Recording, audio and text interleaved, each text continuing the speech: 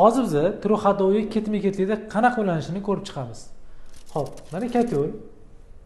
Katyoldan keyin ketayotgan turbalar, podachi va оборотка bo'ladi. Agarda bu Napoleon bo'ladigan bo'lsa, bu yerga nasos qo'yib yuboramiz. Gidrostrelka, undan keyin kollektor qilingan. Shundan keyin mana bu alohida topli pol uchun ketyapti. Mana bu topli pol uchun ketyapti. Bunisi batareya ketyapti mana. Batareya ketyapti. Katyolga 70 gradus bersangiz, batareyaga 70 ketadi shunda. Mana bu nasos. Katyoldan necha gradus bersa, bu shuni haydaydi. Topli polga bo'lsa, bizga 70 kerak emas, bizga 35 yoki 45 shuni oralig'idagi gradus kerak. Bu uchun biz truk ходовойdan foydalanamiz.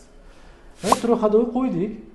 Truk ходовой qo'ygandan keyin bu yerda o'zini gilzasi bor, o'zini terma datchiklari bor.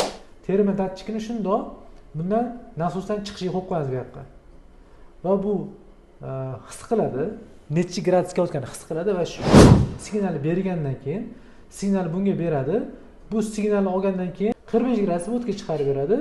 Bu yerdan o'zi kelayotgan suv sovib keladi. Sovigan suvga va 70 ga aralashtirib turib 45 gradusga chiqarib beradi va shuni hisobiga bir me'yorda isitadi. Masalan, siz katyolni 80 qilsangiz ham, 80 qilsangiz ham bu yerda 45 gradus bir me'yorda ishlaydi.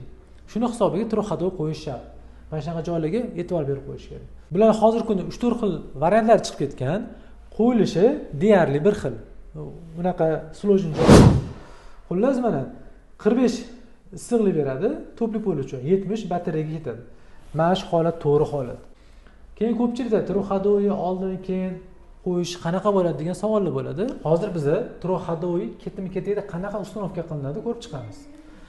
Truk ходовой qo'ygandan keyin nasos qo'yasiz, keyin gilzasini bu yoqqa o'tkazib qo'yasiz. Mana shu holatda eng to'g'ri ishlash shu. Xo'p, savol bo'ladi, agarda nasosni truk ходовойdan oldin qo'ysa nima qiladi desa, agar truk ходовойdan oldin nasos qo'yadigan bo'lsangiz, bu nasos qiziydi. Nimaga qiziydi? Truk ходовой biz ichida klapani bor, ochib yopadigan. Bu klapani yopganda suv hech qayerga keta olmaydi. Suv ketmagandan keyin, yurmagandan keyin bu nasos qiziydi va bu holatda kuyadi. Keyingi masala, agarda nasos pastga qo'ysa-chi desa, bu pastga qo'ysa ham xuddi shu holat yuzaga keladi. Nima bo'ladi? Klapan mabodo gradus kelib qolsa, yopsa, protok suv bormagandan keyin bu yoqqa torta olmaydi va nasos bu holatda ham qiziydi va kuyish ehtimoli ham katta. Bu holatda ham mumkin emas. Agarda bu yoqqa qo'ysa-chi desa, bu yerga qo'ysa hech narsa qilmaydi-yu, lekin suv oqimi taqsimi noto'g'ri bo'lib ketadi. Bu holatda noto'g'ri ishlashi mumkin. Shunga eng to'g'ri rishina mana shu bo'ladi. Mana shu holatda qo'yish kerak nasos. Shu holatda qo'ysangiz, truk ходовой har xil turdagisi ham to'g'ri ishlayveradi. Agarda ma'lumot foydali bo'lgan bo'lsa, bitta like bosib, obuna bo'lib qolishingiz chiqmasa, tanishlarga tarqatib qo'ying. Sog' bo'lasizlar.